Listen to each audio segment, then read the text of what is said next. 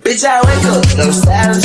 Fresh as fuck, I put it on her, I did this shit. Got this fine, hold no makeup, and she still as bad as shit. She in school, but it's cool, yeah, I still my baddest bitch. I'm as funny like a pool, yeah, my necklace with this shit.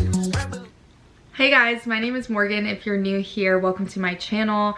Today's video is a little exciting for me because it's something that I'm very passionate about and it's different from my typical beauty videos that I've done growing up. I wanted to make a video to get all of this information out there. Friends of mine have started to get into the gym, get more curious about nutrition and everything that I do because I look quite different than I did freshman year of college. I've been weightlifting for about a year now, and I've come a long way. Okay, so I have some notes on my phone. So growing up, I was a dancer. I started dancing when I was about 4 years old, and I did studio dance, which soon turned into competitive dance.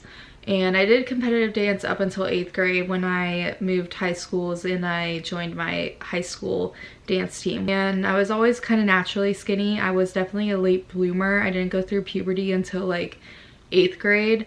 So I was a little skinnier than my friends and I didn't have any body fat to have curves.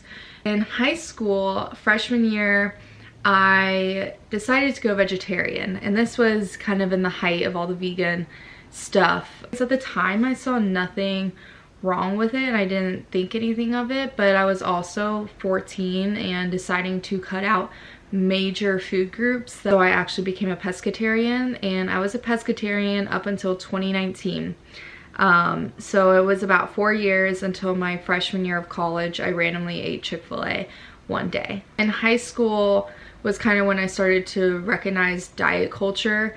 I remember before proms and dances, girls would say, oh, I'm not gonna have bread today. I really didn't partake in diet culture in high school. I never thought about what I ate. It was not until I entered college that I really got hit with some serious issues. I mean, I was depressed most of my freshman year in college. I was switching between birth controls. When I got to school, I no longer had a routine that kept me grounded, and that was a big part of my life, was having a routine. I mean, I went to dance, I went to school, then I did more dance than I did school. When you go to college, no one tells you how much free time you have. Life was just like kind of a shock factor of me being in this completely new environment. My freshman year when I switched birth controls, as I said, I was moody and I think my appetite just took off. It was also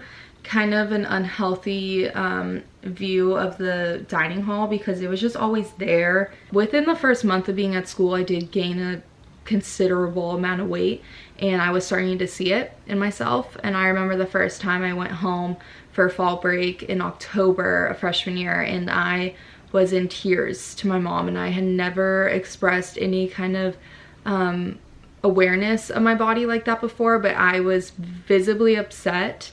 I thought that would be a turning point coming back to school, but clearly it wasn't. I had to get much, much worse before I could figure things out. In summary, I did not have a good experience on the dance team. I was lacking a lot of self-confidence. I felt like threatened every time I went to practice. I was just under a lot of stress and anxiety, and yeah, maybe I realized that dance wasn't for me. I didn't love the sport enough. I think it also didn't help that my freshman year roommate moved out and I was alone a lot of the time. I felt very, very alone, and I turned to food because I was an emotional eater and I would binge eat. I gained a lot of weight freshman year. When I got sent home for COVID, it felt like there was nothing to do but sit in the house and eat snacks and watch TV. And I would go on like 4-mile walks a day.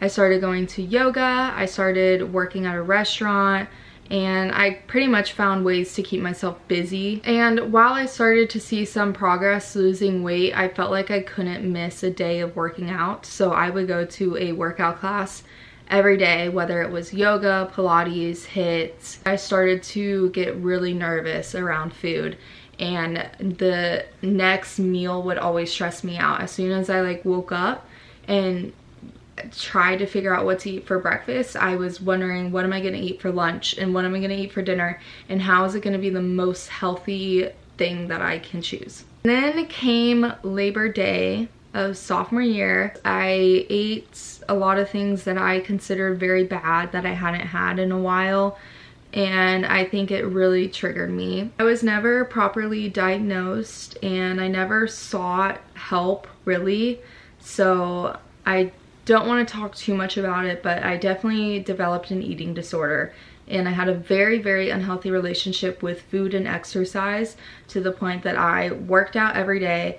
I started to track some of my calories, and I kept like a mental list running in my head of everything I ate and judging everything that I ate. And this is like really hard for me to talk about because I still struggle with it a bit today. In my notes, I wrote down, do it because you love your body, not because you want to punish it. When I started going to the gym and thinking, what can my body do? What is it capable of? Rather than, I hate this body. When I worked out before, there was no way to track things other than by how many calories my watch told me I was burning. So when I started to weight lift, it was more like, oh, I'm lifting heavier weight today, or this feels very easy. And now that I have my form down, I can focus on other parts of my lift that make it more exciting.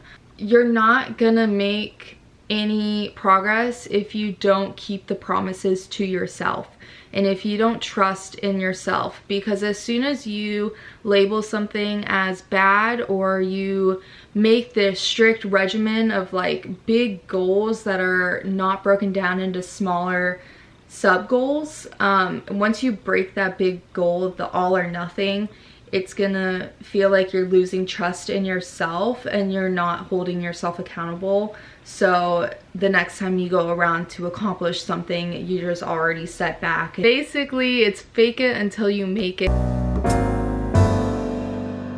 If you wake up thinking that you are an active person, you're gonna live your day like an active person, and you're gonna start to make better food choices. You're gonna go for a run and you're gonna walk the stairs. And the most important thing I want to say about mindset is everything needs to come from a place of love, because I don't think you can really want better for yourself if you don't love yourself first and want to give yourself the opportunity to grow and change. Now we're going to talk about motivation.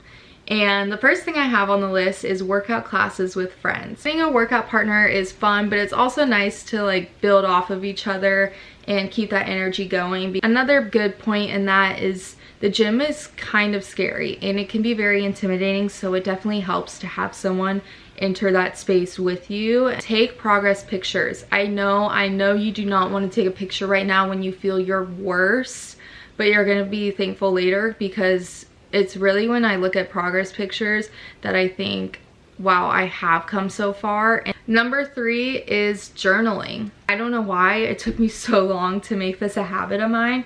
It really helps to just let go of things. I don't think anyone can truly move forward until they let go of their past. It wasn't until last year that I finally let go of that image of myself from freshman year, when I was depressed, overweight, and just very lost.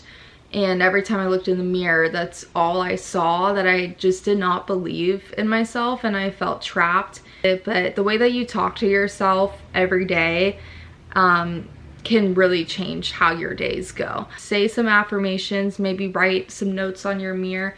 Whatever you need to do, start talking nicer to yourself. And the last thing I have written is cute clothes and a good playlist. Wear what you're gonna feel comfortable in, because if I'm not comfortable, I'm not gonna have a good workout. Now we're gonna talk about the actual exercise itself. And the number one thing that I'm gonna say about this is pick a workout that you're gonna stick to. You can do for a long term and that you're gonna find joy in and continue to come back to. Try new things, figure out what works for you, and find something that you really enjoy. For me, I really enjoy weightlifting. And it's the first workout that I've stuck with for over a year, where it feels like every day I'm still doing something different and I'm still progressing. I mean, you can do so many different variations of a leg day or an upper body day that it doesn't have to be boring. And the last thing I want to talk about is diet, because I honestly think that diet makes up the most of your progress.